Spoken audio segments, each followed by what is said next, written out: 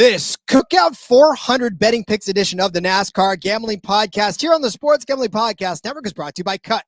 Cut is a peer-to-peer social betting platform that's U.S.-based and available in 40 states. Head to Cut.com, that's Kutt.com, and use promo code SGPN for a 10% deposit bonus. We're also brought to you by Underdog Fantasy. Play their fantasy pick'em for a chance to win 100x in NBA, MLB, NHL, NASCAR, F1, college basketball, and more. Sign up today using promo code RACESGPN to get a 100% deposit match. We're also brought to you by Hall of Fame Bets, the sports betting research platform for parlays, player props, and game lines. Download the Hall of Fame Bets app or visit HOFBets.com and use code SGPN to get 50% off of your first month and start making smarter bets today. Driver, start your engine!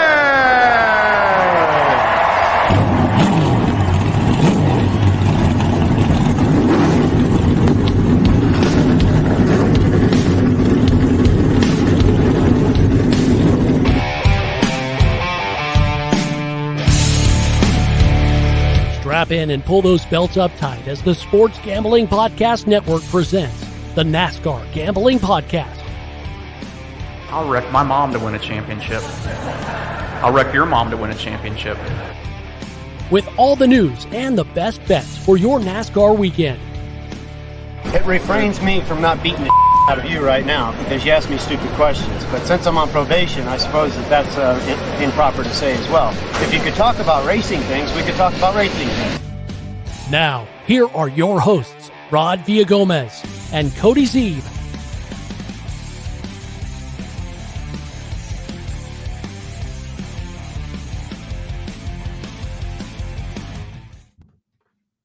And it is a fine day to talk racing things. Indeed, it is, of course, the NASCAR Gambling Podcast here on the Sports Gambling Podcast Network. He's Cody Zeeb. I'm Rod Villagomez, and Cody, for the first time all season long, we are going back-to-back on tracks that are, well, similar, I suppose. But short track racing again this weekend, albeit a quarter mile shorter than last week, but still, we're on a similar track configuration for the first time in back-to-back weeks in the season.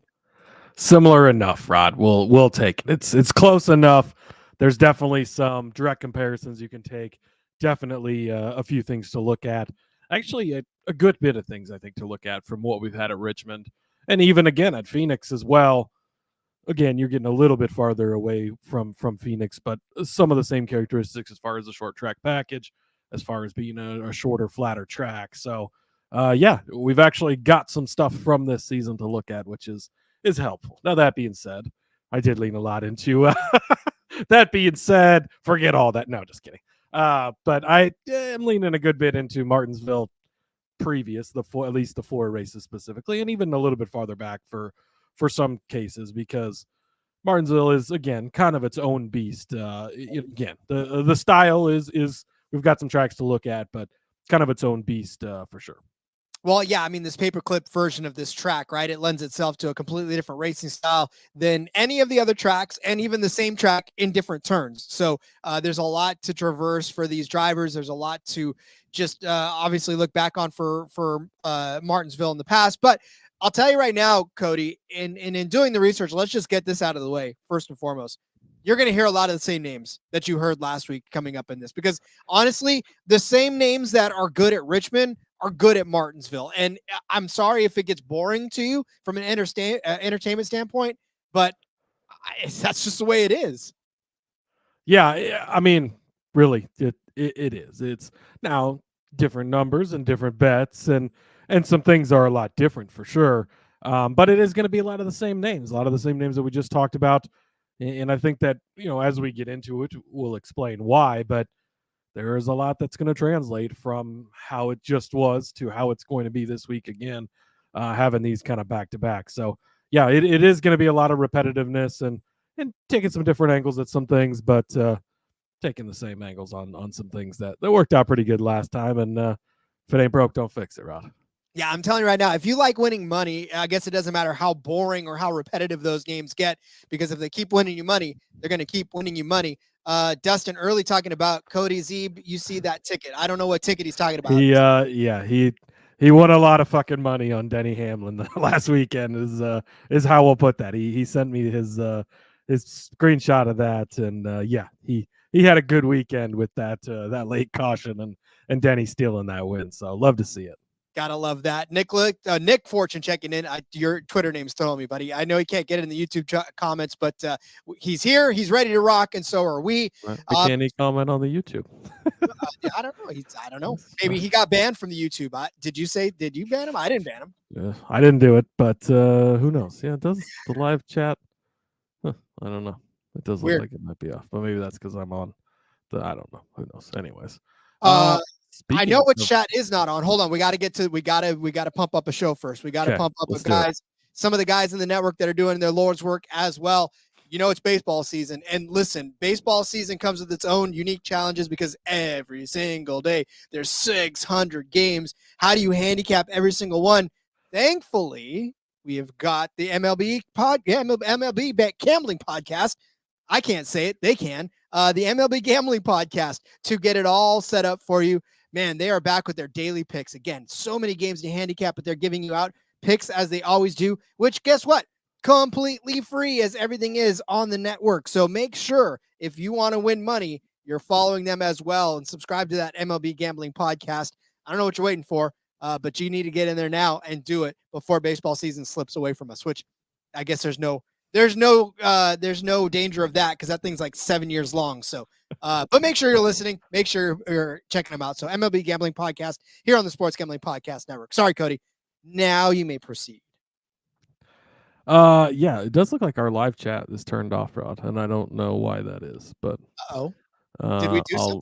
Well, I don't know. It says this action is turned off for content made for kids, which I don't think this content is made for kids. So True, no. I don't know if that's something you're able to fix while Tell you what, live. But yes, you continue. I will check in. I will talk while you look at it because hey, we like our YouTube people chiming in and chatting. We crossed the 500 threshold today, Rod, for subscribers, so we appreciate that. That helps us out a ton. Look, if you're listening to this on the podcast feed, I get it. I'm a podcast listener as well. I don't like listening to podcasts on YouTube very often. I do like when the guys on that Sports Gambling Podcast go live. I like to get on there live and listen to them. Sometimes, look, if you want to get it earlier, you can listen live instead of waiting for it to be uploaded. And even if you don't want to listen to it or watch it, just go subscribe to the YouTube because it helps us out. Click the bell as well because that'll alert you when we are live. Nick Fortune also saying taking Toyota top manufacturer. We'll be talking about that. Don't worry. Mark Cobb saying MTJ. Also be talking about that a little bit. So don't worry. Did you get it fixed, Rod? I was about to say, those of you watching on YouTube, you may freely chime in now. Hopefully, you can try that too, Cody, as well. Yes, maybe get that. I will try and get back and work. So thank you, Nick, for pointing that out. Adult chat is working.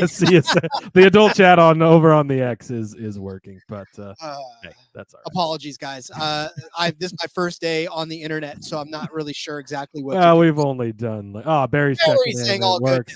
Thank you, Barry. Appreciate it.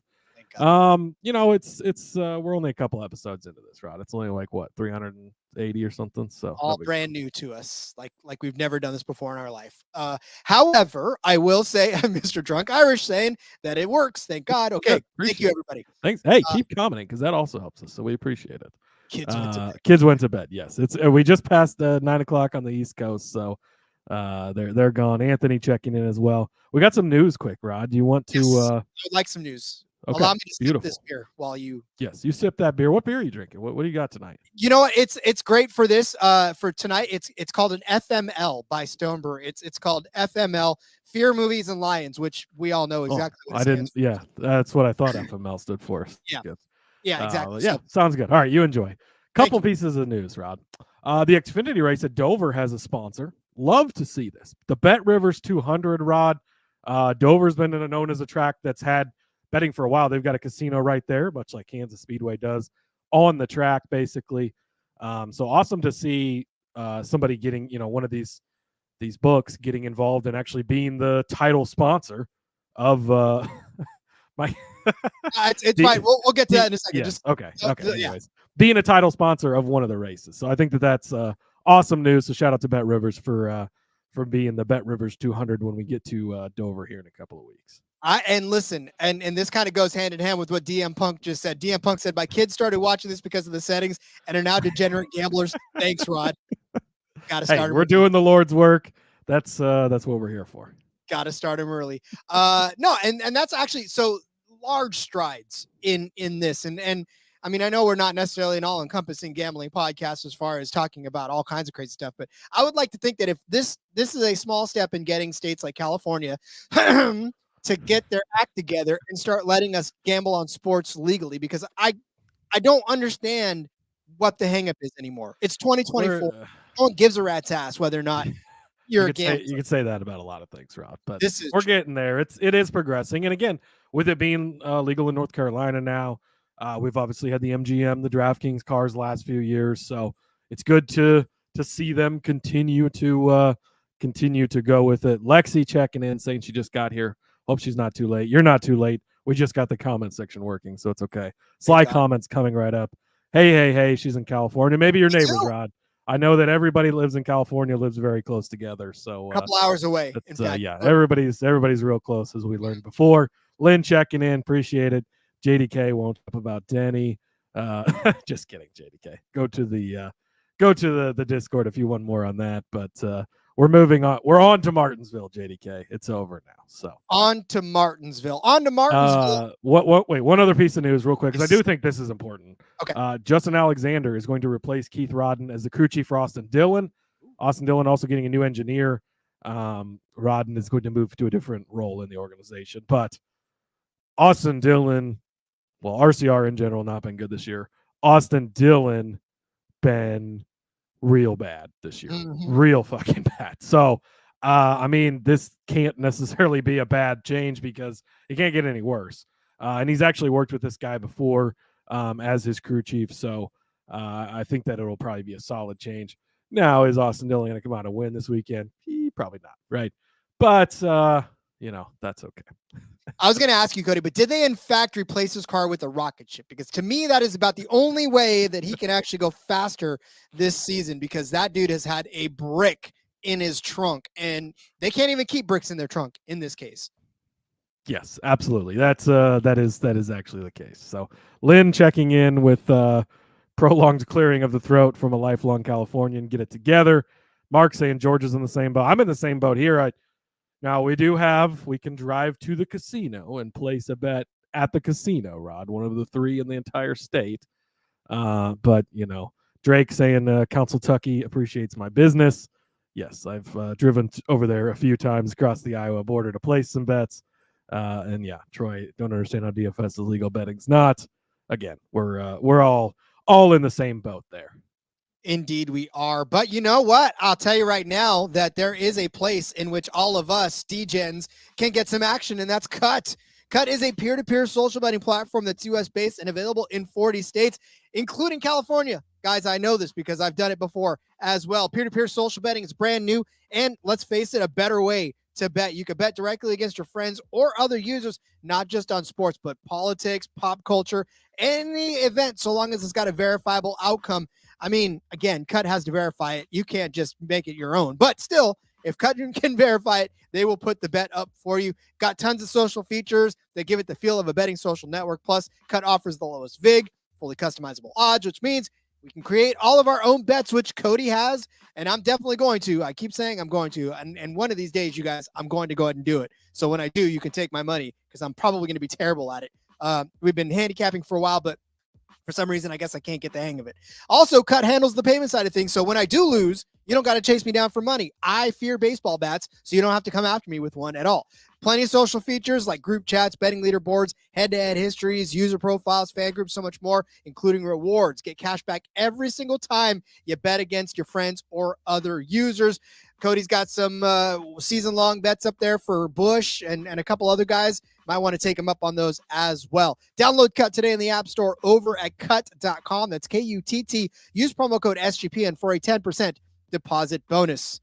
We have been firing on all cylinders this season with our underdog fantasy pick'em plays. Loving it. I think I only missed one yesterday. Cody, I think, actually may have hit all three last week. So we're doing really well on our Underdog Fantasy Pick'ems, because you can do anything with them. You can pretty much collect as many drivers as you'd like, up to 5, pick their better than or worse than finishing projections, and then just watch the multiplier stack up. If you feel froggy, of course, we talk about baseball being in session. There's still some basketball going on. There's some hockey. I think, I don't know. Is it hockey season? I feel like it's never not hockey season. But if you can find these spicy chilies in those plays, pick higher than or lower than the projected stats, you could win up to 100x on your entry. And best of all, you sign up now. If you're not a user yet, sign up now. Use the promo code RACESGPN. You are going to get a 100% deposit match up to $100.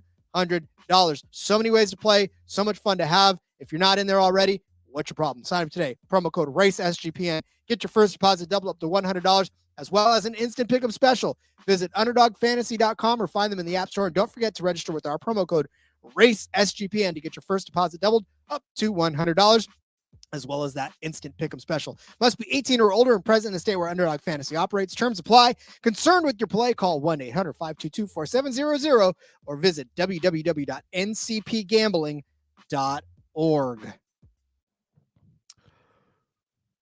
Great time for the cut read, Rod. I mean, really, we just got done talking about how we can't bet in all these states, and cut gives you that opportunity. So you just have to find someone else to take the other side of your action, which as you can see by the chat, Rod, there is plenty of people out there. They're blowing it up. Can't hardly keep up on it. And yeah, Barry, don't worry. We're going to be talking about Mr. Ryan Blaney here quite a bit today. And then we got some comments about hating on Austin Dillon in the 3-car. Austin Dillon, not a bad driver, Rod. No. I know there's a little bit of golden spoon talk and everything, but he's done some pretty good things in that car. He's won a Daytona 500, which, a lot of people can do, but hey, the last guy who drove the 3-car, it took him a long time to win one. Obviously he's not better than Dale Earnhardt, and it's a tough thing to live up to, but he's had some good wins over his career, won on different types of tracks, had really good runs. Is he the greatest driver ever? No, but he's not a bad driver. I don't think he'll be in that 3-car much longer. Austin Hill likely will be the next one driving that car, I'm going to guess. It's Austin on Austin violence, which they won't happen this week. This week, in fact, they will all be in that. Well, Austin will be in that 3-car Dillon, as it were, as they make their 400 laps around this 0.526 mile paved track for 210 miles around this Martinsville Speedway in Ridgeway, Virginia. You know, I love to give these cities and incorporated areas their due. So Ridgeway, Virginia, home of the Martinsville Speedway. Again, it's short track racing, Cody. And I mean, we didn't see traditional short track. Obviously, the last week was a little bit longer of a short track, but this week, I think we're in for more beating and banging. I think we're in for a lot of what we saw last week, right? If you remember, before we had the exciting finish to the race, there was not a ton of passing. There was a lot of follow the leader. Look, the short track package still needs work. I think that's where we're going to be. This race at Martinsville in particular, in the next gen car, it's been a lot of guys are leading hundreds, 100, 200 laps in a clip pretty regularly. It's pretty tough to pass. It's going to come down to pit strategy, which we saw last week. It literally determined the outcome of the race. It's going to come down to, track position, pit strategy, a lot of it. Now, there's guys that are good on this track. We're not saying there's not going to be any passing. Of course, we know there is going to be. Passing for the lead is definitely going to be tough. And there's going to be some beating and banging. There's going to be guys moving each other. Watch the recap from last year's race. I think Eric Jones wrecked like 8 different people as he just nudged them going into the corner and spun them out. And we've seen some really exciting finishes here before.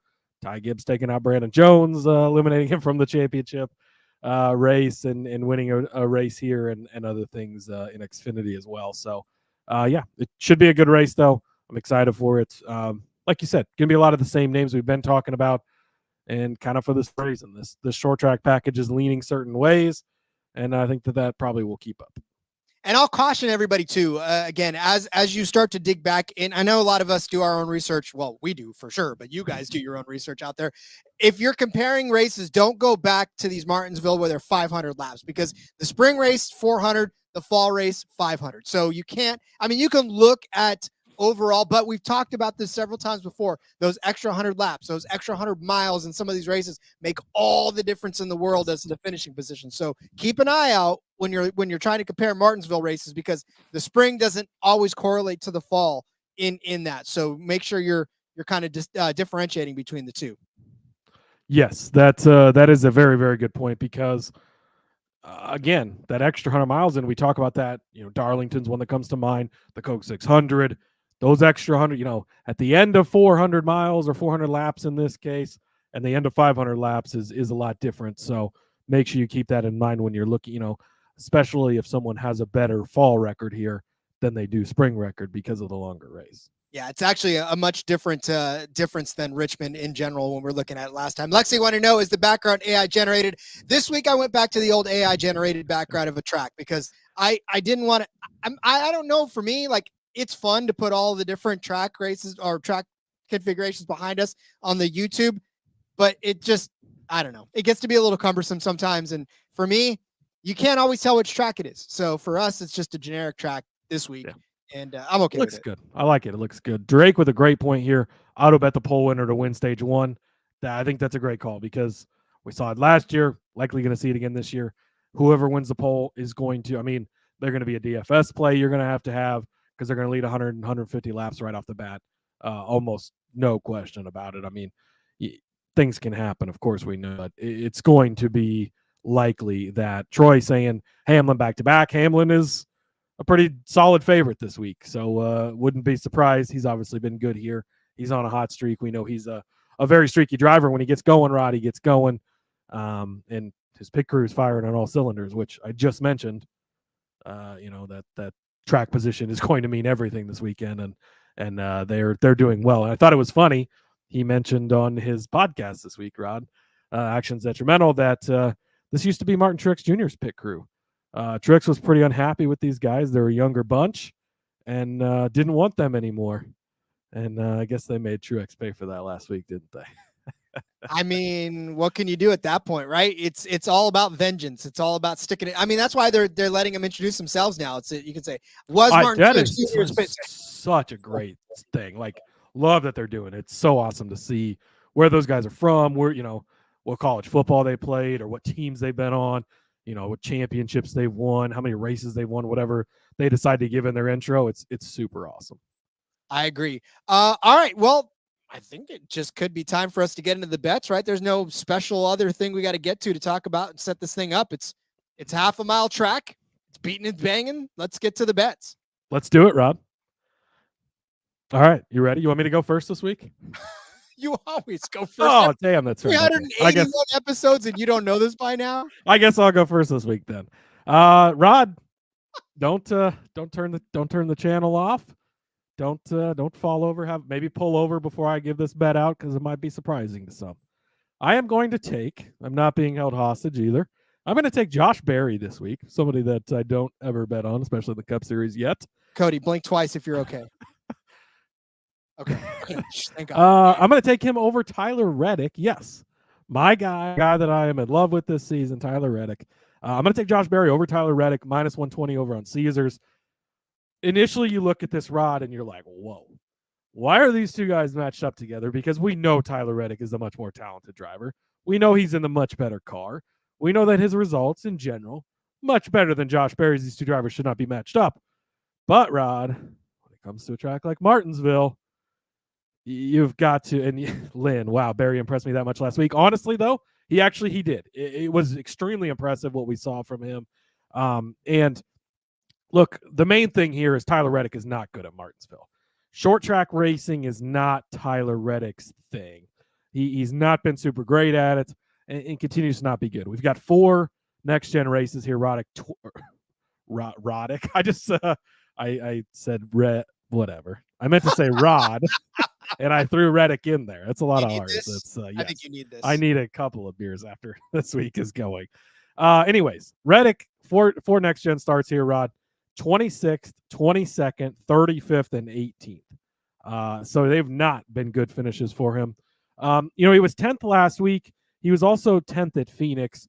Last week, not indicative of his run. He wasn't that good. The overtime finish, He snuck in there, cashed that Toyota over 3.5 bet for us at the end, which was nice. Phoenix, he was actually fast. But again, that's a bigger track. It's a whole mile. It's more spread out. I don't think it translates as much and in the way that Tyler Reddick would need it to translate. He's just not been good here. You go back to the Clash of the Coliseum, he was 14th there. Not impressive there either.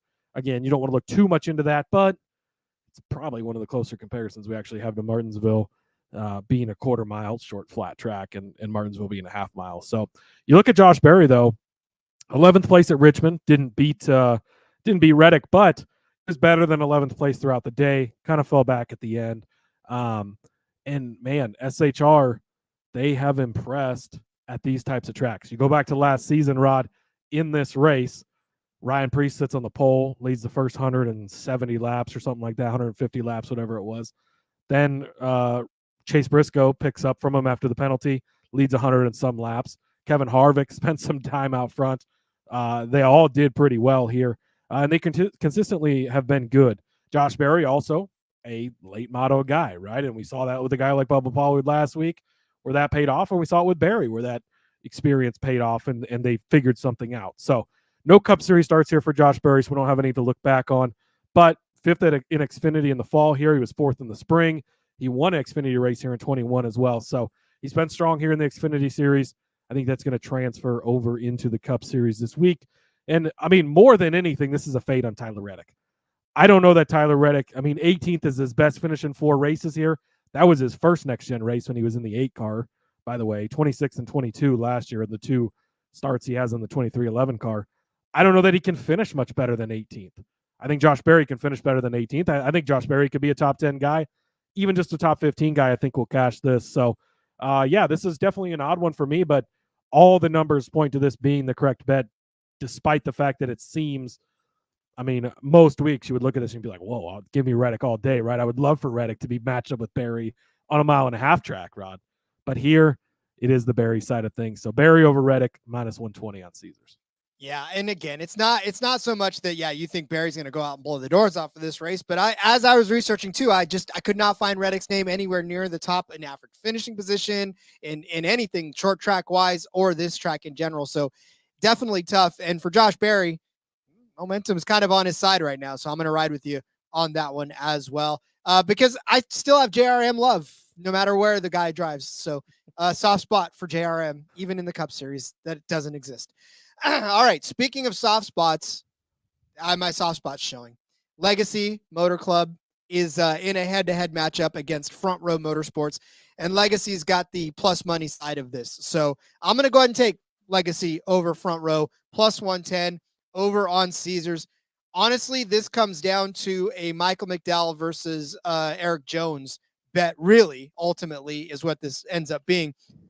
John Hunter can probably pop his head up and maybe get a good finish here as well. But in the Cup Series, his 2 starts in this track have come in 2020. So John Hunter Nemechek has not started a Cup Series race on this track in the last 4 years, which he was actually happened to be driving the 38 car. Ironically enough, in 2020, he ran the 38 car in the Cup Series in Martinsville, had a 25th place and a 26th place finish in both of those races. There was 2 races here, obviously, in 2020 as well. But in the Xfinity Series, he's actually done some good. He won here in 2023, finished 18th after starting 5th and leading 54 laps in the fall race of 2023. But again, in the spring race, he won. So after starting 2nd, which is, again, some success on this. You look at Eric Jones. I talked about him necessarily kind of being the end of this bet for Legacy. His average finish here is 20.3. He only has one top 10 finish, but again, I'm not really expecting a whole hell of a lot out of Gilliland and or McDowell on this track. So for me, a 20th place finish could very well get this going for him. You look at what Michael McDowell's done on this track in his career. His average finish here is 28.4. His last finishes in the 34 car for him. Let's see, 19th in the spring. We'll go back to 25th in the spring, 31st in the spring of 2021. So the last 3 spring races have gotten progressively better, right? 31st, 25th, 19th, but still, if Eric Jones can run a top 20 this year, and I mean, look, we've seen Mike Dowell do decently at the beginning of the races, maybe even in the middle of the races. But that has not necessarily translated to a good finish for Michael McDowell, especially in the last couple of races. 38th at Austin, 26th at Richmond, 25th at Vegas. He had a good couple of weeks at Phoenix and Bristol, 8th and 11th. But his average finish overall, 21.7 on the season. You look at Gilliland. Yeah, he had a top 10 finish in the fall race of 2023 last year, but in the spring, he was 25th. In the spring of 2022, he was 30th on this track. Granted, all in the 38 car as well. So again, I think this comes down to an Eric Jones versus Michael McDowell proposition, but it's a plus 110. And I like the fact that I get Nemechek, who could sneak his way up into quite possibly a top 15 finish. Maybe, I don't know. That's maybe asking for too much, but he could be the one to cash his prop. Yeah, I like it too. A couple people in the chat saying that that Todd G's actually been pretty decent here. He has actually had a few good runs, but how much do you believe in Todd Gilliland, Rod? Well, hold on. I want to go back. I want to go back to that because you say he's had a good. I'm going to read off his 4 finishes in the Cup Series at Martinsville. 2022, 30th. 2022, fall, 13th. Remember what I was saying? Fall is the extra 100 longer race. Okay. A longer race. Spring, 25th. Fall, 10th. He's been great in the fall. Okay. The spring. Does have a Truck Series win here too, but yeah, I still agree with you on this. I like Legacy. I think the Toyotas are going to be good again this week, like they have been. Eric Jones, when he's not putting 100 people out of the way, well, when he is, he's gaining spots anyways, but he's pretty decent, and John Hunter definitely could be a sleeper. And I mean, overall, I've just not been that impressed with front row, especially for, again, everybody jumped the gun and had all these high expectations after they lead a bunch of super speedway laps to start the season, and you got to pump your brakes on that because it doesn't matter, Rod, and it is proven to not matter. It is proven to not matter. But research matters, which is why, again, you distinguish between the spring and the fall race. Yeah, he's done good, but where has he done good and what has he done good? You know what helps up to research? Hall of Fame bets. Win bigger by betting smarter this NBA season with Hall of Fame Bets, the sports betting analytics platform for parlays, player props, and game lines. Research every NBA and soccer bet with historical stats and data. Enter any parlay ID into Hall of Fame Bets' revolutionary parlay optimizer tool to get hit rates broken down by leg, as well as an expected probability for the entire parlay. Sort all players by hit rate for any bet to learn which players are hot, which drivers are hot, and which picks have value. Stop betting in the dark. Join over 30,000 researchers using Hall of Fame Bets to craft more intelligent, data-driven parlay. Download the Hall of Fame Bets app or visit hofbets.com and use code SGPN to get 50% off of your first month today. Start researching, start winning with Hall of Fame Bets. Nick Fortune checking in, says now he can chat on YouTube. Didn't get banned from me. I temporarily unbanned you. Ban will be reinstated here shortly, Nick. Just kidding. Lexi also wanting to know our thoughts on Kyle Busch. Curious our thoughts this week. She had also mentioned before, I would like to say, just to make it known, Kyle Busch is going to wreck just like every other single race so far. He did not make either of our betting cards, I think, for good reason. I think Kyle Busch is going to be trash again this weekend. To be honest, like RCR's short track package has not been good in any way, shape, or form as of late. And it's been a struggle for them overall. I don't expect anything from either car this weekend. The chief change is going to be good for Austin Dillon, but I don't think we're suddenly going to see a top 10 from him this week. I think that Kyle's going to struggle. You go lap down pretty quick here, Rod. And I think that Kyle Busch is going to struggle with that all day.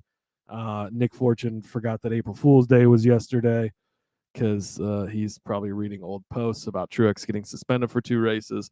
I also saw Truex got traded to what was the one post I saw? The Kansas City Chiefs. Yes, the Kansas City Chiefs for Rushy Rice. He apparently likes driving fast. I don't know. But yeah, back to the Kyle Busch thing. He's just going to be bad this week. So we don't have any bets on him. And honestly, if you can find some bets against him, it might not be a bad idea. But I don't know that you're going to get any because I think the Bucks probably know too that he's not going to be any good. Well, and yeah, honestly, to me, even if I got a head-to-head with him, I would think that the odds would not be good enough for me to take a person that's going against Kyle Busch because if I were an odds maker, I would not make it to where you'd want to bet on it. Even if not offering it at all, because to me, obviously we're going to take the opposite side. Kyle Busch has just, I don't know what it is about sometimes when you get in your own head. You see it with athletes all the time where there are just slumps, and then when the slumps happen, you could try to rebound from them, but sometimes you just dig yourself a deeper hole. And Kyle Busch digging himself a deeper hole. I mean, you go back to Atlanta, right? And he finished well there. I don't remember Vegas. I think he might have done okay there, but like you look at the stretch we've been on here, it's been short tracks and road course. So it's not been a great stretch for him. I think that once we get out of this period where we kind of move forward into some different tracks, maybe things can get a little better for him. But short tracks, it's no secret RCR has just struggled in this new car in general. There's been a few outliers to that, but overall it's not been great. So, and then Lexi also wanting us to do a history of the track segment. The problem is we don't have enough time ever because we talk a lot about other stuff. We will consider that, though. Maybe toss out like the last couple winners or something. We could definitely play with that. I know that could be a good YouTube some short. people didn't like history before when we tried to go that route. Yeah, there was a lot of complaints about history, but Lexi, I think we could try to work that into a YouTube short at some point. So thanks for the note. That's something we can try to work on. We'll take all the suggestions. That's, again, this show has been modeled around suggestions, so we appreciate it. Continue the feedback. Also, while you guys are listening, look and see if you find any Kyle Busch matchups out there, because I would like to see what ones are out there. I don't remember any when I was looking. But Rod, next up for me, the head-to-heads for me this week are all about fading guys that you don't normally think you're going to fade that haven't been good at Martinsville. I mean, that's really what it comes down to. A guy that's been hot lately. He's been the big name. He's going to snap this big long win streak. Brad Keselowski has not been good at Martinsville. Not been good at all at Martinsville. So I'm going to fade him this week, Rod. Cannot fucking believe this is even available. If you have Superbook, run over there. William Byron against Brad Keselowski -130. I would put a lot of stuff on that, Rod, because these two drivers should not in any way, shape, or form be matched up. I don't understand this at all. This is my favorite bet on the board this week. Get it before that number moves, because -130, you might feel like that's juiced up. No, it's going to move a lot, because you should be betting on the William Byron side of this. And unless William Byron has some type of mechanical issue or a big penalty, I don't see any way this is even close. The other one I'm going to take is Ty Gibbs over Brad Keselowski. And you're going to make a counterpoint on Gibbs here in a minute, which actually I sort of agree with you on the point that you're going to make, but I think that taking him over Keselowski is still a safe move. Brad Keselowski, Rod, in the 4 races here, 33rd, 24th, 36th, and 17th. Very similar to Tyler Reddick. Some really bad finishes, an okay finish, and 17th being the best. For Reddick, it was 18th. Just has not done any better. Again, you go back to last week, he was 8th place, a solid run, a 4th at Phoenix. But then we get to this little bit of a smaller track. It's been a big, big struggle for Brad Keselowski. And I think that, again, while there are some things you can take in general from Richmond and from Phoenix, that there's a lot of stuff that doesn't translate to Martinsville. Keselowski doesn't seem to have what it takes in this next-gen car for RFK. I didn't go back and look what he did here in the 2 car, because it doesn't really matter in any way, shape, or form. It's the old car. It's the old team. Different scenarios completely. But he's not been good here in this new car. For William Byron, Roddy had a 13th and a 23rd last year, but 7th and 1st. And in that first place in the spring of 22, 212 laps he ran led in a 400-lap race. Pretty good.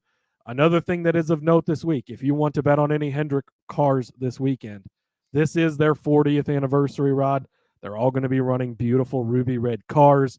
So there's going to be 4 ruby red Hendrick cars out there. If you're a storyline person, how many times do we see it? They're probably going to beat it to death on the broadcast. You're going to hear so many times this weekend how it's the 40th anniversary for Hendrick.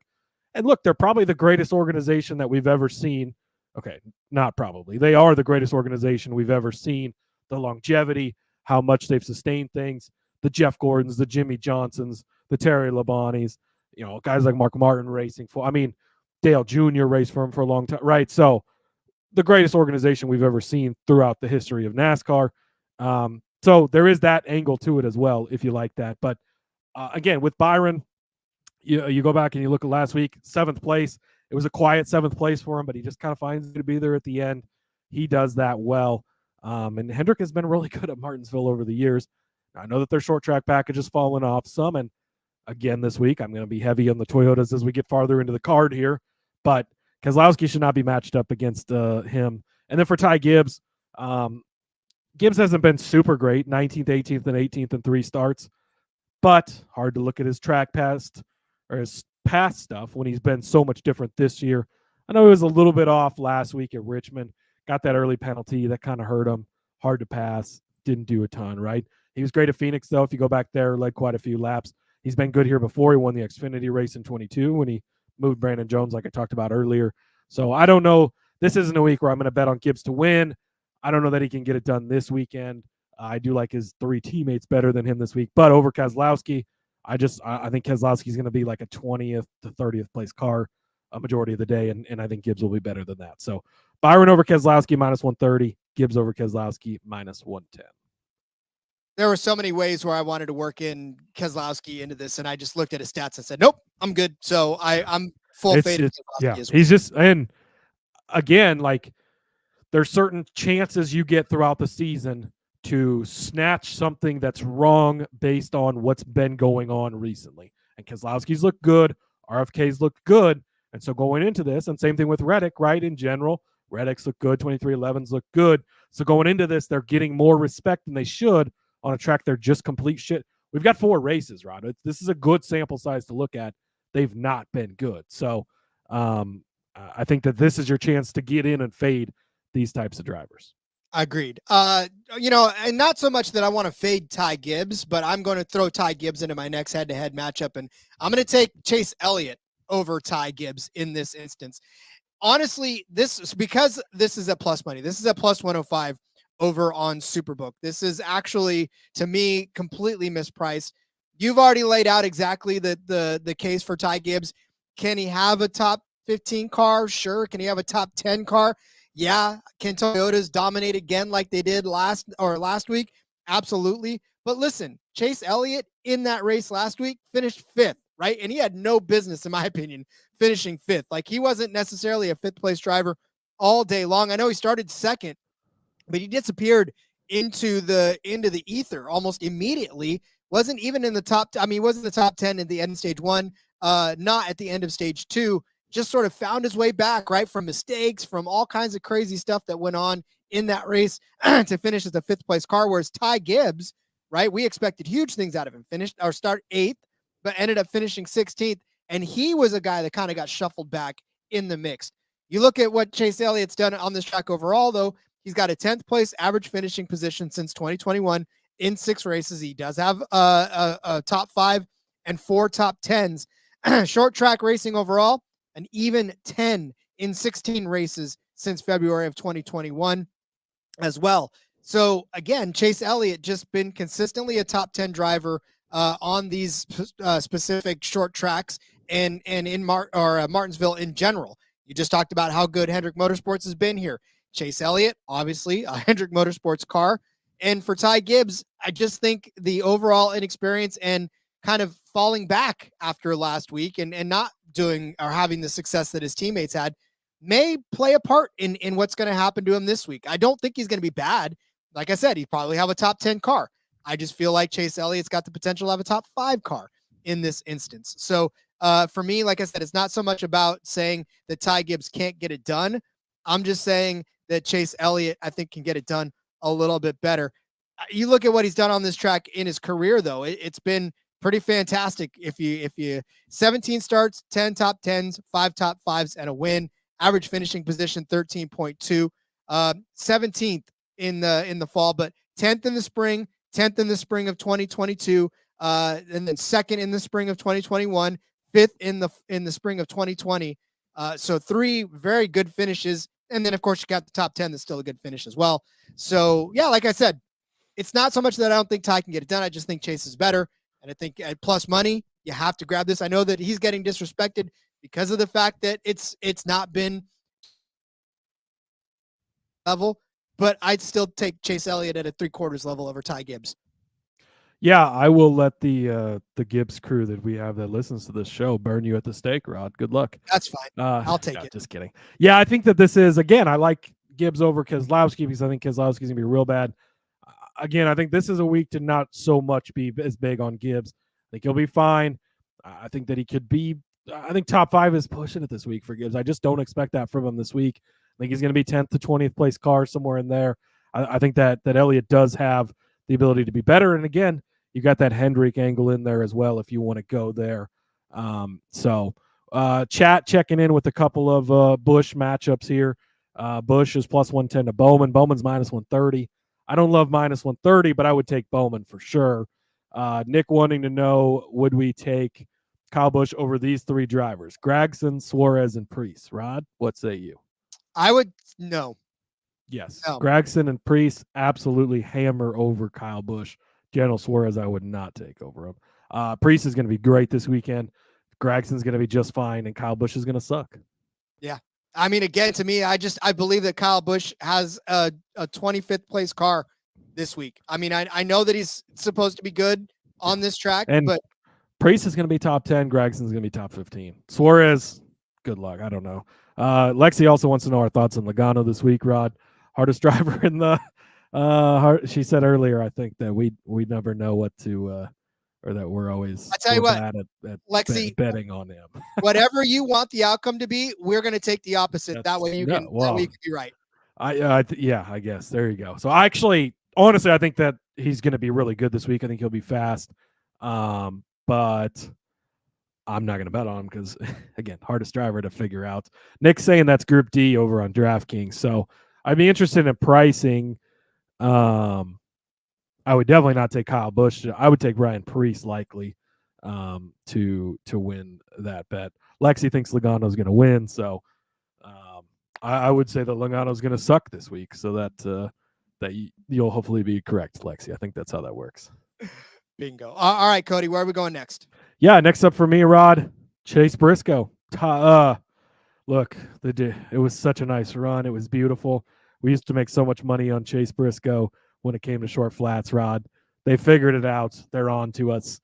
And there's not a lot of value on Chase Briscoe this week, which is unfortunate. So the one way that I found to bet on him that I feel most comfortable with is the top finishing Ford at plus 750. Look, Chase Briscoe, short, flat track guy. He is just really good at these tracks. He's good at Martinsville, and he just always shows up at these types of tracks. You go back and you look at his four races, Rod, going to sound a lot different than did when I was reading off Keselowski and Reddick's. 4th, 5th, 9th, and 9th in his last 4 races here. Led 109 laps last spring. And again, Priest led the first 100 and whatever laps. Was it 135 that Priest led? So it was 135. Then it went to Briscoe at 109. I know Harvick was out front for a while. They were all very good here last year. So the SHR Fords, very, very good at this type of track, Rod. Again, you're not going to bet on these guys to do this on the 1.5 miles so much. Might give Gragson some more looks this year, but they just have this style figured out. And when it comes to Ford, again, like I say every week, this is just the toughest group to figure out. Now, I do love Ryan Blaney this week, and I'm going to have some bets on him. Arguably, Ryan Blaney's best track is Martinsville. He's the favorite in this group at plus 220, but I don't know that I want to lay plus 220 on a Ford. Then you've got Logano. Keselowski's next, and I already talked about him. I don't like it. Then it's Briscoe is the next guy on the board. So I think, in my opinion, you're getting kind of the third favorite, the fourth favorite if you want to include Keselowski. At plus 750, I think that's a good number. Barry's also at plus 750. I know someone mentioned it before. Priest at 18-1. Also worth looking at. I've got some different bets on Priest coming up. But I do like Chase Briscoe for the number at plus 750 to be the top finishing Ford. Really good in this style of track. He's been really good here in the past. 4 for 4 finished in the top 10, Rod. I didn't look through everyone's stats, but I'm going to guess not that many people, have finished all 4 races inside the top 10. So unfortunately, his top 10 number is not even good, which shows you, really that shows you how good he is here. So I think he'll be a top 10 car for sure, possibly a top 5 car. I think he has the ability to be the top finishing Ford. So yeah, give me Chase Briscoe, top Ford, plus 750. Definitely a sneaky play indeed. All right, well, here's where we get to talk about Blaney and Logano. And I'm going to also toss in a Christopher Bell as well. Caesars has a all to finish in the top 10 section. And so I am going to go ahead and take that Blaney, Larson, and Bell all top 10. This is at plus 180. Listen, Blaney's average finish on this track since February of 2021 is 6.2. Kyle Larson's is 7.8. Christopher Bell's the only one that sort of stretches the limits of this, and that's 11.3. But again, if we think that they're going to do well at these short tracks, which Toyotas have, and Christopher Bell's short track average since February of 2021 is 9.4 in 17 races. He's got 12 top 10 finishes. So he's only finished outside of the top 10 in 5 of those races overall as Christopher Bell. But we all know how good Kyle Larson is at these tracks. We all know how good Ryan Blaney is at these tracks. In fact, the only other driver that's got a better average finish at Martinsville in the 6-race span since 2021 is Joey Logano, which makes some folks happy here. But again, Ryan Blaney in 6 races, 4 top 10s, 3 top 5s, and 1 win in this span. So again, for Ryan Blaney, it's just a matter of, can he get there? Can he stay? Because this season we've seen kind of the best and the worst of Ryan Blaney, honestly. And I think what we're going to be looking at now is whether or not he can keep the bumpers on, whether or not he can turn in a decent top 10 finish, because we did not actually get that out of him last week. Unfortunately, he got a 19th place finish, but he did start 12th, which means he was somewhere within there. And obviously he was running well at certain points, but not really the run we were looking for out of him there. So again, I'm thinking that all 3 of these guys have top 10 potential. And since top 10 numbers are really not all that great right now, if we put them all together to get plus 180, I think we stand a better chance than anything. I don't want to go too deep into everybody's individual stats here, but just suffice it to say that the average finishing positions for me are encouraging, and that takes into account fall and spring. By the way, I know I just kind of did the whole thing where don't count the fall races, but an average finish is an average finish over 6 races. You know, whether you do poorly or well, if you're still within the top 10, I'm gonna take you. So I just, like I said, I like all these guys to finish inside of the top 10. The only one that didn't finish inside of the top 10 in this last week was Ryan Blaney, but I feel like he's got a chance to do it this week at Martinsville. Yeah, I think, Rod, and there's actually Caesars has quite a few of these like pre-built top 10. It's basically a top 10 parlay, right? And DraftKings, I know, allows you to parlay top 10s now. Although something like Denny Hamlin's like minus 680 for a top 10 or something. Yeah, it's ridiculous. But there is some pre-built ones over on Caesars that are pretty good. I think this is going to be an extremely chalky week. Just being completely honest with you, I think that it's going to be a lot of the big hitters up front. I don't think we're going to see a ton of wrecks. I don't think we're going to see a ton of action. I think we're going to see a ton of follow the leader. I think it's going to be JGR up front. I think it's going to be Penske up front. I think it's going to be Hendrick up front. I don't think it's going to be much different than that. So I like taking the bets like this week, more so than most weeks. I think if you had to pick one race on the track where it's going to end up all chalk, I think that this could be that race, Rod, where you've got the Martinsville spring race specifically. So I do like this. Wanted to touch on a couple of comments quick. Lexi was saying, really, Briscoe over the Penske boys. Again, when it comes to betting, it's all a lot, at least, about the number. It's not that I think that Chase Briscoe is just going to go out and be better than Ryan Blaney, because as I'm about to tell you in a minute, I think Ryan Blaney is going to be really good. But when you're looking at the number and you're getting him all the way at 750, let's say something happens to me. He's not, not exempt from things happening to him. Joey Logano has a shit day. Keselowski sucks here. All of a sudden, Chase Briscoe is the best Ford at plus 750. The number's good. We know that he should run well here as he has. That's why you take that type of bet. And she is a big Blaney Logano. Can you tell her favorite team yet? So I think we've figured that out. And hey, big Ryan Blaney fan. I think, was it the first year of the show, Rod?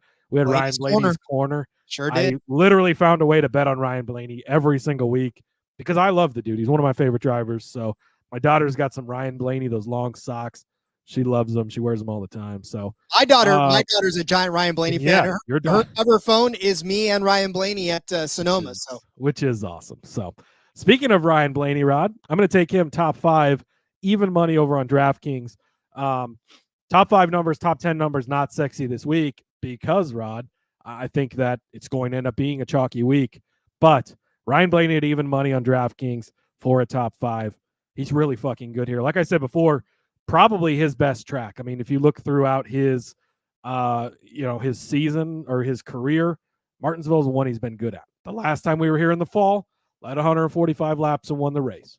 I know there's an extra 100 laps in there, but still, that is impressive. You go back and you look at his other 3 starts, Rod, 7th, 3rd, and 4th. So in 4 starts in the next-gen car, he's got 1st, 7th, 3rd, and 4th place. And you're giving me even money for him to be in the top 5, which he's done 3 of the 4 times and 7th in the other time. Yes, please. Absolutely. And if you want to go back farther, he's really fucking good in the old car too. So he's just always been good here, the type of track that lends towards him. Go back and you look at the Clash earlier. Again, I don't want to put too much on that, but a 3rd place finish there. Similar style. Go to Phoenix. He was 5th there. 19th last week. Now that could be a little bit concerned, right? But with Penske in particular, we've seen him just miss sometimes. Logano had it last week and Brian did not. Sometimes that's how it goes. Maybe that'll be flipped this week. Maybe Ryan has it and Joey doesn't. I don't know. But he's been really good here in the past. And he's a guy, like one of the top guys I had circled. I have to find ways to get in on Ryan Blaney. Not done getting in on him yet, just for the record. So make sure you stay tuned, Lexi. I got more Ryan Blaney in a bit, but love Ryan Blaney this week. I think he's going to be good. And I think that a top 5 at even money is a good deal for Ryan Blaney. So if Blaney finishes top 5, then he obviously finishes in the top 10, which is exactly what I want to happen. So I'm with you on that one. Again, when you look at his average finish, he's behind Joey Logano and 1 spot, 1.4 outside of that top 5 range. So he's damn good on this track. And you're right. When he's good, he's good. And I think Ryan Blaney is in for a better week this week. Again, man, it was just a weird week last week for everything involved. So Blaney got caught up in that, unfortunately. Yeah, exactly. And Drake's point here, top Ford market is one of the most intriguing ones to bet this year. Really, it is. And I think I've had top Ford bets almost every week because it's such a changing thing. And there's, like I said, so many times, you can make an argument for 10 different Ford drivers to be the best one of the week, any random week. So I think that that's worth it to continue to dabble in that market and try to find where you're getting. Again, while I think Blaney should be the best Ford, if something happens to him, if something happens to Joey, Briscoe's going to be right there at that big of a number. That's what makes it worth it. So it's all about watching the numbers and kind of the mixed results and mixed bag we're getting, especially from Ford this year, where they're kind of all over the place. Indeed. All right, where are we going next? Next up. That's me. It's my turn. Jesus Christ. For the record, for those of you watching on YouTube, I am not ignoring Cody. I'm listening to every single word he says, but I'm also working on the graphic because I've had a very busy day today, and I'm working on the graphic as we go. So if I lost my place, I apologize. I'm going to go with young Dennis Hamlin, returning from a win in Richmond. I'm only going to ask him to get a top 3 in this instance, and that's at plus 130. We talked about his top 10 numbers being out of control, and we talked about his top 5 numbers not being all that great either, but I'm giving you a top 3 finish for young Dennis Hamlin. This has not necessarily been his favorite of all tracks out of all of them. In fact, his average finish on this track since 2021 is 11.2. He's got 4 top 10s, 4 top 5s. And again, it's not necessarily been his most successful of tracks. However, it's still within his home state, right, of Virginia. So we'll give him that much. But Cody's going to talk a little bit about his teammates later on down the road. But for me, he got to ride the momentum of a Denny Hamlin. I don't know that we've had Richmond and Martinsville back to back in very many seasons. So it hasn't necessarily been him coming off of a crazy thing. But I will say this: in the fall, he finished 3rd. But Rod, it's the fall. It's not the spring. I know. Hang tight. In the spring, he finished 4th. 1 spot out of the top 3, yes. But he started in 11th and finished 4th in that race. And then you go back to the spring of 2021. He finished 3rd. You finished the spring of 2019. He finished 5th. So, again, a string of very good finishes for Denny Hamlin in the spring races on this track in particular. So, and I will say that the race before Martinsville was Bristol for 2023. So we went from a half a mile track to a half a mile track. And in that race, in that Bristol race of 2023, Denny Hamlin finished in 22nd position after starting 30th. That was a rough run for Denny Hamlin in that particular race. So he comes back the next. I think that was dirt too, wasn't it? Yeah, that was the dirt race. Yeah. So yeah, again, it was still a short track instance, but then he goes back and puts a top 4 finish on the board the next week. So Denny Hamlin is fully capable of doing it. You know, we know that he's riding a confident streak right now, heading into after his win at Richmond. So is he going to win? I don't know. We'll figure that out when we get there. But I definitely think a top 3 is in the cards for him. Plus 130. How are you going to get? I mean, this should be negative money for Denny Hamlin, but we'll take it at plus 130. Yeah, to your point of what I mentioned earlier, he's like minus 680 or something to be in the top 10. So they're fairly certain he's going to be in the top 10. And yeah, I think top 3 is a great bet on Hamlin. Honestly, I was looking at Rod beat me to the dock.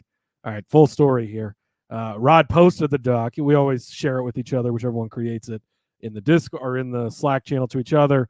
And then it's kind of game from there for who can get in. I saw Rod share the doc that he created. I ran in and wrote this guy's name in, this next guy I'm going to talk about, because I wanted to claim him. But then Rod beat me to everything else. Hamlin top 3 is one I was looking at before I noticed Rod had it. So I will co-sign on that. Rod, the guy that I raced into the document to write down his name, Mr. Ryan Preece. Love Ryan Preece this week. I think he is going to be strong here, and I like his numbers. So I'm going to take him top 10 finish over on DraftKings, plus 235. I'm going to take his top 5 at 8-1. So kind of sort of a mini car lift again, kind of similar to Gregson last week, going a little bit lighter. Ryan Preece, though, Rod, he's a modified guy. He's a short track guy. SHR, good on short tracks. I've talked about that earlier, right? So Ryan Preece started on the pole last season. I'll be interested to see what his, I don't think pole odds are out yet, or one I was looking before we jumped on here. Started on the pole, led 135 laps right out the gate, showed how strong he can be up front. And then again, Briscoe took over the mantle from there. Harvick took over the mantle from there. They are good cars in general. He ends up finishing in 15th place in that race.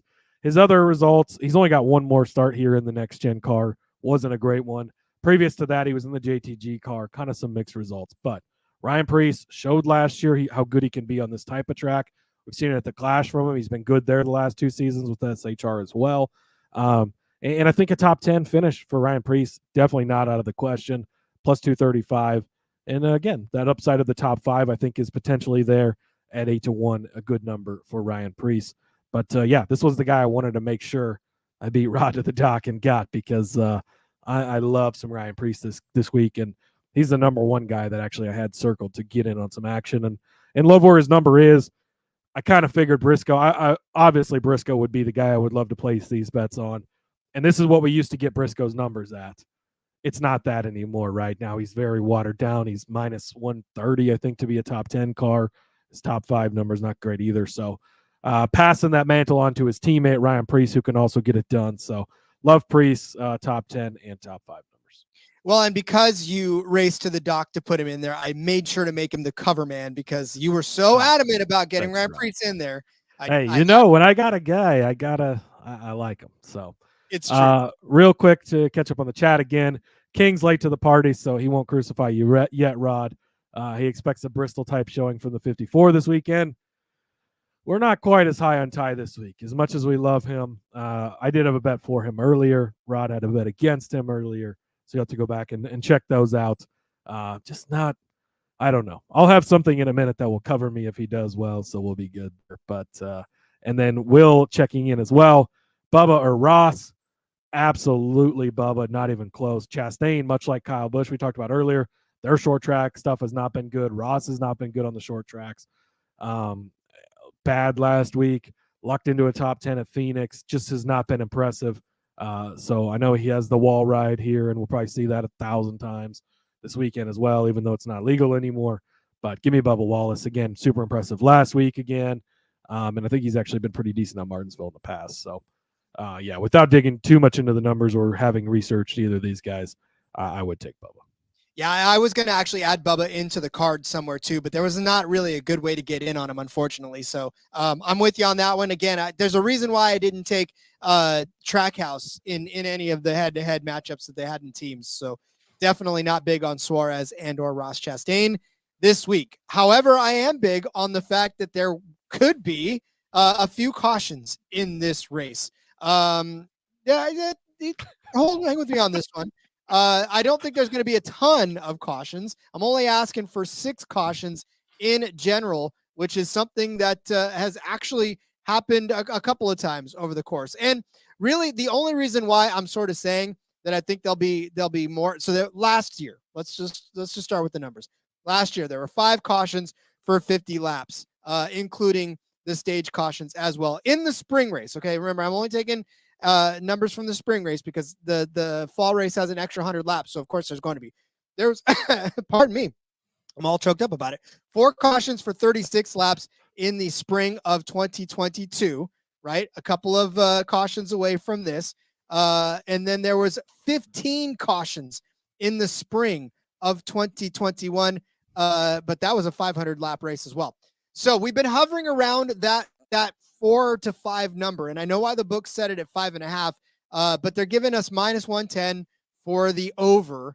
And I guess if you want to take the under, that's fine. It's -110 as well. But for whatever reason, I feel like we're seeing some extra chippiness out of some folks. And there's a lot of, and listen, I'm going to go back to that stupid caution that was thrown that shouldn't have been thrown when Kyle Busch literally just kind of fishtailed and then caution. So these trigger happy caution folks are making it to where I feel like we're going to have at least 6 cautions in this.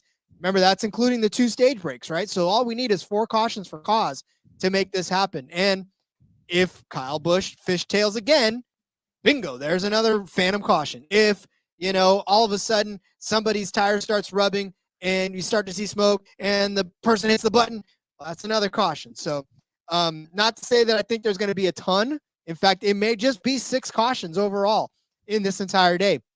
And we know we haven't gotten there in the last 2 spring races in the 400-mile versions of it. But I feel like lately we've just been seeing a lot of cautions that don't need to be cautions. And maybe that plays into this. And, we get 6 cautions in this race and it'll cash the over 5.5. Do you know how many cautions we had last week, Rod? Do you have that in front of you for Richmond? I was trying to think because we had the 2. 5 for 54. We had 5, yeah. And see, and again, 2 of the for cause cautions questionable in some people's minds. Right, Kyle Busch going up into the wall, and then the Larson one I think was much more deserved to be a caution. But I just feel like it's going to be real hard to pass here. I think I don't know. You get the 2 built-in stage cautions, so that obviously helps you start getting there. But unless we get a late caution that breeds more cautions, I feel like we're not going to get there. I just feel like it's going to get spread out. It's going to be a lot of follow the leader. Laps are going to tick off quickly, and you're going to get there quickly. I was actually given Caesars has that. Will someone complete 2 or will everyone complete 200 laps? Basically, it's over 0.5 cars don't finish or whatever. I was looking at everyone completing that because look at last week and how it was all spread out. Like it was the closest field ever in NASCAR history, I think is what I saw. Because I think the farthest car back was 3 laps down or 4 laps down, not far at all. So 404 laps was Corey LaJoie. He was the last car. Yeah. So yeah, it was the closest field ever, I believe, from first to last or something like that. I'm kind of expecting that again this weekend, but I could be wrong. So maybe we'll have to cut that one and take opposite sides of each other. Indeed. Maybe we'll make that a cut bet as well. Yes. King, our one of our resident Gibbs fans, saying, big mistake.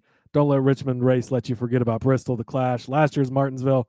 He's motivated after last weekend. He's calling it. Ty will have the car to beat this weekend. Well, King, if that does happen, don't worry, I'm covered. Because what I'm doing this week, last week I gave you Toyota to win. This week I'm not giving you Toyota to win, Rod. I'm giving you JGR to win specifically.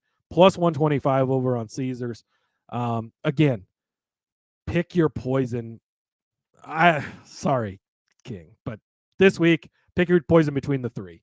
It's Hamlin, it's Truex, it's Bell. I think one of those 3 wins. I think Ty has the capability to win it. I think he could. So that's why I'm lumping him in there with him as well. He gets tossed in there. Not as worried about Bubba this week. Not worried at all about Tyler Reddick this week. So I don't need to pay down to get Toyota. Now check your book, because if Toyota is a very similar price to JGR, then it might be worth it. I think I saw like minus 125 on Toyota, plus 125 on JGR. I'll just take Toyota for that part of it. I'll take JGR for that part of it, because I believe in these 4 JGR cars. Going to be like last week. Look, they've been the cars that have dominated. at Phoenix, at Bristol, at where else have we been this year, Rod? The Clash, they dominated there. Richmond last week. Like, it's been all about JGR. It's been all about Toyota. I think JGR is going to dominate again. And again, instead of having to pick one of them, I'm just picking all four of them. Plus 125, you lump them all in there. I think that's going to be the way to go this week, Rod.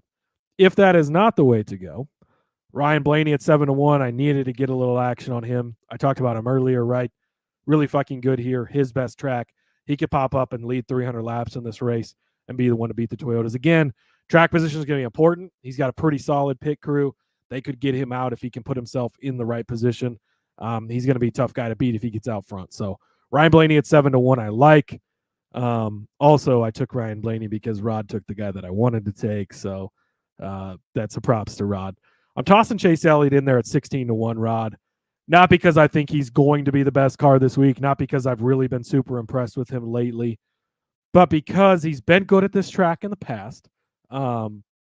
He led, you go back to the spring of 22, led 185 laps here, won both stages.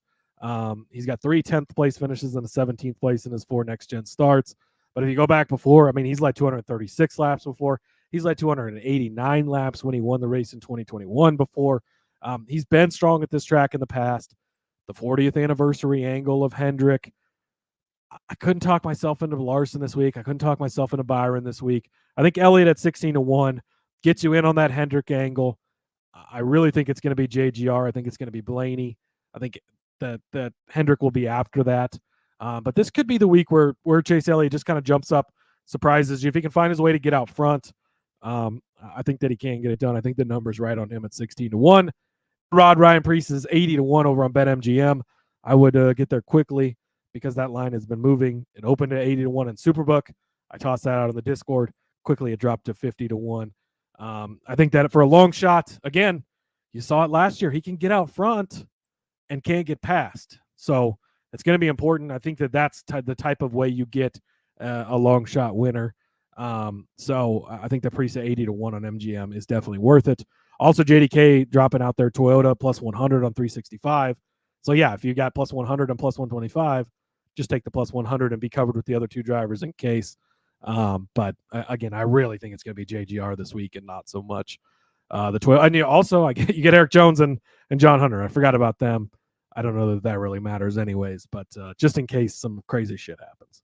Yeah, I was about to say, the legacy guys, I would not even try to consider that as a win. And again, even still, wouldn't factor that in much. No, and the 23-11 guys, you can't really factor in for a win here as well. So I'm with you on that one. As far as Chase Elliott is concerned, listen, I mean, his other teammates have wins here. Byron and Larson both are the last 2 spring race winners here for the 400. Then Bowman even has a fall race win here.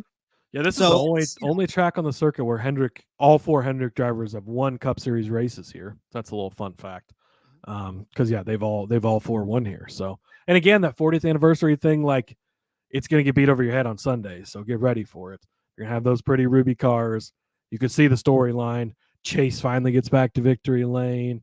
All this stuff. At 16-1 again. I'm not convinced that he's the guy to bet on, but I think he's worth a little bit of a play because he could get it done. I have but one bullet to fire this week, and that is Martin Truex Jr. That's a good bullet. Plus 750 on DraftKings. That is the best number I found. You maybe can find a better one, but I definitely didn't find one. Plus 750 on DraftKings. Look, Martin Truex Jr. last week, I mean, were it not for just crappy luck, could have ended up winning that race. Should have ended up winning that race. Could have been the guy walking away as the winner. So, I mean, he's already carrying that chip on his shoulder overall into this week, right? But he actually has a win in recent history on this track as well in the spring race. Granted, now he hasn't won on this track since they shortened the spring race to 400 laps, but he did end up winning the last one, which they ran 500 laps on, and he led 18 laps in that one. He only led 18 laps and still won the race. Or I'm sorry, that was the lead changes. But in that race, in the 2021 Blue Emu Maximum Pain Relief 500, he led 20 laps. So not very many, but Denny Hamlin led 276 laps in that race. And it wasn't, Martin Truex Jr. ended up catching him and winning that race. Again, this was the extra 100 laps, but still, Martin Truex Jr. still found a way to get up there and win. However, listen, again, for me, this is just all about how pissed off this 19 team is and how close to victory Martin Truex Jr. was in that race, and how he's going to want to come out and be 1,000% on point. Plus, just look at what he's done so far this season, right? 4th place last week at Richmond, like we talked about, could have won that one. 2nd place at Bristol, 7th place at Phoenix, 7th place at Vegas. He has led 228 laps last week in Richmond. He led 54 at Bristol, 55 in Phoenix. He's been leading laps. It's not as if he was just catapulted up to the front and accidentally found his way up there. He's been in the front a lot of this season. And, you know, his average finish is 8.1. I don't know that a couple of years ago we would have been talking about Martin Truex Jr. in this capacity, having a top 10 average finishing position this season. So his numbers on Martinsville, all of his speed ranking stuff is not impressive. So, even if I were to try to give you all of this, you wouldn't go off of it. 16th overall in 2022, his speed ranking on this track. But again, we saw what he did earlier. And then, of course, in 2023, his total speed ranking on this track was not even in the top 15. He was 16th again in this one. So not good for him altogether, but finishes of 3rd in the spring race of last year. He had a 22nd place finish in the spring of the year before, but again, and then he won in 2021. So Martin Truex Jr. pissed off, ready to go back at it again. We know Joe Gibbs is good. We know they're fast. We know Toyota's be fast. I just think Martin Truex Jr. will be the fastest one of them all come the checkered flag this week. Yeah, Lexi wanted some track history, Rod. This track was actually named after Martin Truex Jr., Martinsville. Mm-hmm. So there's your track history for the week. Love this play. Look, he's going to be pissed off. We know how good of a. It's so crazy because for the longest time, Martin Truex Jr. could not win on short tracks. It was a big story. Could get it done. Once he won, he started winning all the time, and he continues to show up and be good. Look, I love Denny Hamlin this week. I think he's going to be good as well. I think we've seen it. He is the ultimate veteran of putting himself in the right position. His pit crew can get it done. He can take advantage of the rules, JDK, and work them to his advantage, which he did.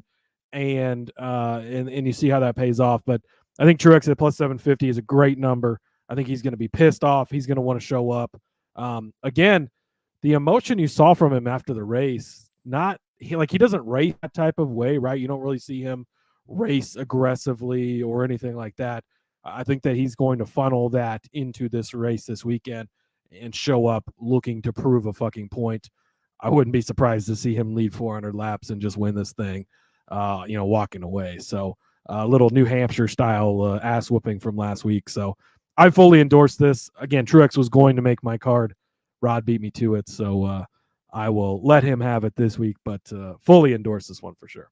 I guarantee you if he qualifies well, that number is nowhere near 750 when the green flag drops. So get it now while you can.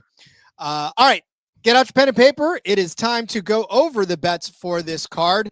Rather lengthy episode, but we had a lot to talk about. So hang tight with us. If you are watching on YouTube, make sure you check out the graphic that I finished as we were talking. We started the card out. Cody gave you Josh Berry over Tyler Reddick at minus 120 on Caesars.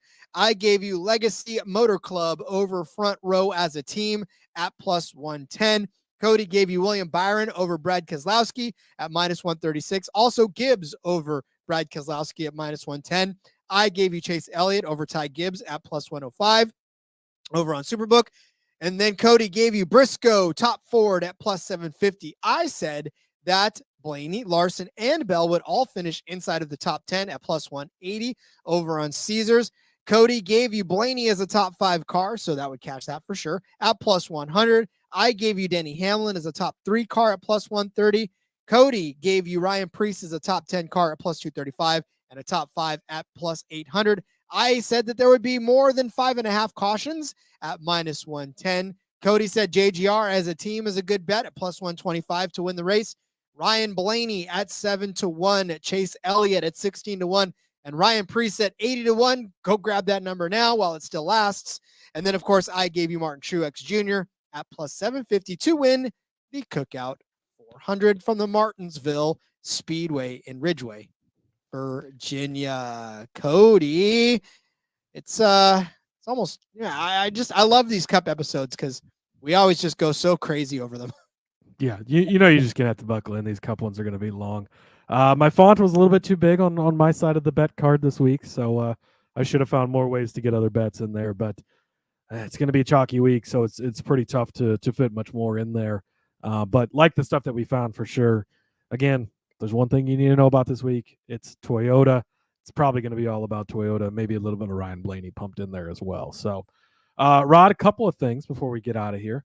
Appreciate everyone that's in the live chat. Appreciate everyone listening later on the podcast, checking out the YouTube later. Help us with the subscribers over on YouTube. We crossed the 500 thresh mark. That was a great goal. We're trying to get to 1,000 next. So if you haven't subscribed, go subscribe. I don't care if you ever watch on YouTube. I mean, I would love for you to, but you don't have to. Just subscribe. Helps us out. Click the bell if you want to get notifications when we go live. If you're listening after the fact, give us a thumbs up. Comment. If you got a question, hey, what about this bet? I try to respond to every single YouTube comment. So comment your question. We'll answer them. That helps us out with the algorithms and stuff as well. So we love it. We appreciate it. And let's go make some money this week at I almost said Richmond. Martinsville, rather. Don't go to Richmond trying to make money. You won't make much. I think I actually said Richmond Raceway. Did I say it?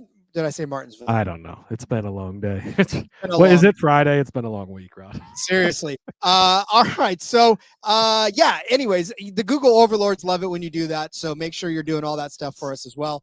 We definitely appreciate each and every one of you listening, watching. I look back at the numbers from last March as far as the listeners are concerned. You guys have blown this thing out of the water. It's insane to think of how far we've come since last March. So, and the bosses have been noticing. We really appreciate it. So it's awesome. Share with a friend. Get more people to listen. We love it. We appreciate it. The more, the better. And we appreciate each and every one of you. Indeed. All right. Love Fest complete. Cody, let everyone know where they can find you out there in the world. Yes. Follow me over on the X at @Husker_Zeeb. You can find all my stuff out there. Actually, probably in about an hour or so, we're going to be back live again with the F1 Gambling Podcast. So buckle up for some F1 tonight if you'd like to.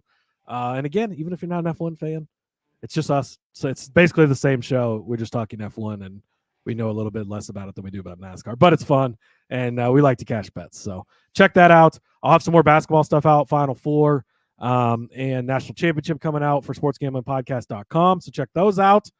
And, as Lynn says, let it ride. Indeed. He stole my line. Damn it. All right. Find me on X at RJ Villagomez. Link in the bio, everything I got going on, whether it's here, check out Sportsbook Review. I got WrestleMania odds. I've got WrestleMania picks coming out. Big weekend this weekend.